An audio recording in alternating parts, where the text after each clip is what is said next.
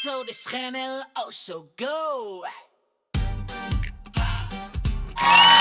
Miss Catherine Bernardo, abay naglagay ng boundaries or naglagay ng kanyang statement patungkol sa pakikipagtrabaho nito kay Mr. James Reid. Sinasabi nito na walang love team na magaganap. Ano nga ba ang nakapaloob sa balitang ito? But before that, if you haven't subscribed yet to my YouTube channel, please don't forget to like, share, and subscribe at hit mo na rin ang notification bell for more showbiz updates. Bago tayo of course magpatuloy sa ating updates for today's video, nais ko pong pasalamatan kayo for always watching and trusting this channel. Thank you so much sa inyong laging panonood at palagi ang pagsubaybay sa mga updates po natin. Maraming salamat po. At ngayong araw, ito na, pag-usapan natin si Mr. or Miss Catherine Bernardo at ang tambalan nila ni Mr. James Reid. Kasi usap-usapan yan sa SOCMED matapos ang kumpirmahin ni James at saka ni Miss Catherine ang kanila pong pagsasamahang proyekto. Pero bago tayo dumako doon, ay magbasa tayo ng ilan sa mga komento po ninyo dito po sa comment section, yung ating tinatawag na comment of the day. Sabi po ni Mr. Reynaldo Pangilinan, pinapasikat kasi si Maris, napakalayo pa ni Maris kay Kat. May award na ba si Maris? No endorsement ba siya? May endorsement ba siya? Kasi parang may mga issue kasi na parang kinukumpara itong si Miss Catherine at saka si Miss Maris Racal.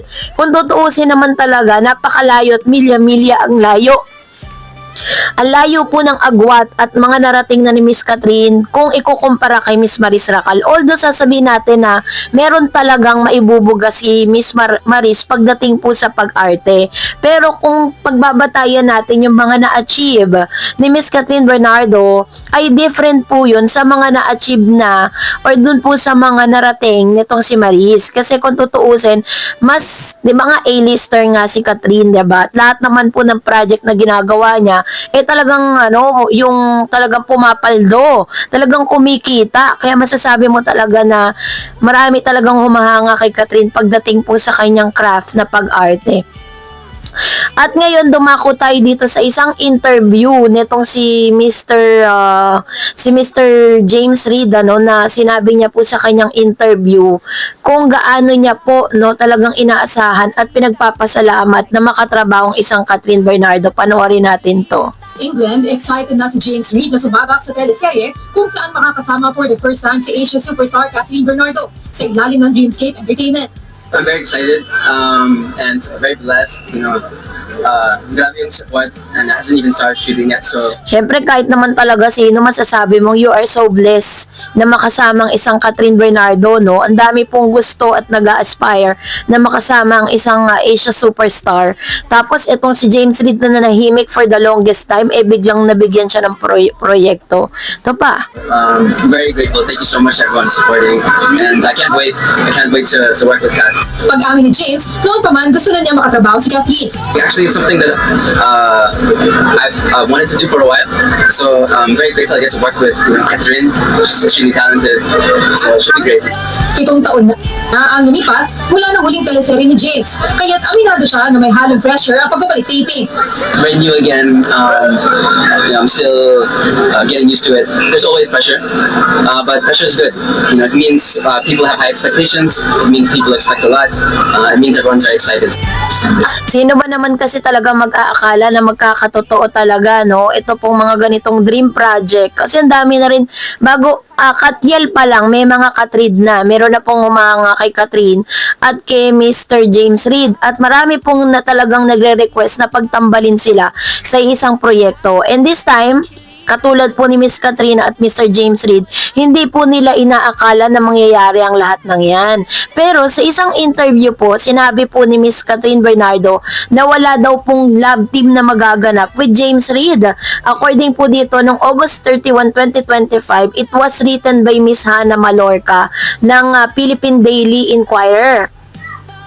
Sabi dyan, Catherine Bernardo and James Reid latest TV offering will not be start of a love team. As the actress clarified that it will be more of a professional partnership with the actor-singer. So, parang nililinaw ni Miss Catherine na hindi porkit pinagtambal sila, panghabang buhay na silang magiging love team. Kumbaga, trabaho lang talaga to at lilipas din, ano? Hindi natin alam kung magtutuloy-tuloy siya sa movie kasi parang testing the water to Bernardo told TV Patrol on Friday, August 29, that she decided to accept the project because she became attracted to the storyline. So talagang nagustuhan niya, yung nabasa niya po yung storyline, nabasa niya kung ano pong klase ng proyekto, kaya tinanggap po niya, but not because of Mr. James Reid. Aside from the fact that this would be her and Reid's comeback project. Out of all stories that they have presented, parang ito yung gusto kong gawin. This is what I wanted to do.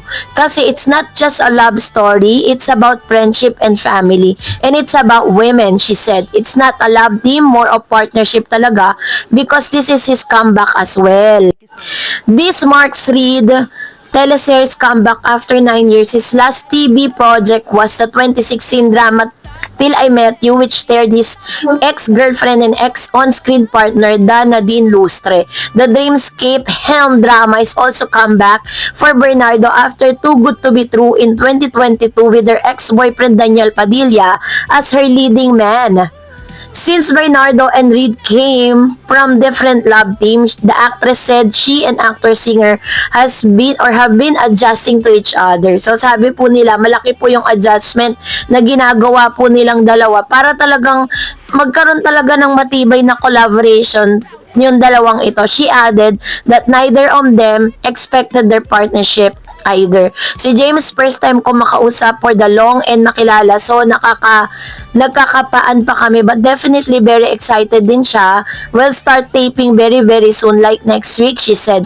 When we shot for our promo video and look test, parang grabe, who wouldn't thought, diba, na after ilang years, we're both from different love teams and comeback niya na rin. Tapos, posible na talaga ngayon. It's exciting and it excite us, sabi po ni Miss Catherine. So talagang grabe po yung kanilang excitement, yung parang pagiging yung frenzy, yung excitement na nararamdaman po nila. Pero syempre hanggang sa ngayon di natin alam kung ano magiging effect nito at kung gaano po ka-successful, kasi naniniwala ako magiging successful to pag si Catherine Bernardo po ang talagang gumanap, kasi hindi mo naman titignan dun kung sino yung kasama niya, kung paano niya ipoportray yung kanyang karakter bilang isang magaling na actress. Alam po natin yan kung gaano po kapremyado ang isang Catherine. At sinabi niya nga na napakaganda po ng storyline, napakaganda po ng pagkakalapat at pagkakasulat ng nasabing serye, kaya po niya tinanggap. At the same time, makikita muli natin, ito na rin po kasi parang malaking tulong din po ito sa pagbabalik ni Mr. James Reid na matagal na ring nanahimik sa kanyang showbiz career. At hindi niya po inaasahan at for the longest time ay mangyayari po itong tambalang ito. Pero nilinaw ni Catherine na after this teleserye, wala pong love team na magaganap. Professional lang po talaga, as in, kasi pag tinawag na love team, parang sila na talaga yung magiging stay na love team Parang sinasabi dito ni Catherine na hindi lang si James Reid ang pwede at possible na makatrabaho niya in the future. Pwede pa rin siyang mapartner sa iba. Hindi po siya magtatagal or parang hindi for the longest time or forever na magiging love team sila ni Mr. James Reid. So yun yung kanyang nilinaw sa publiko. So kayo po, anong niyang saloobin patungkol dito? Comment down below. That's it for today. For more videos and updates, please don't forget to like and subscribe, and please don't forget to follow my Facebook page, Dar Eds TV. God bless everyone!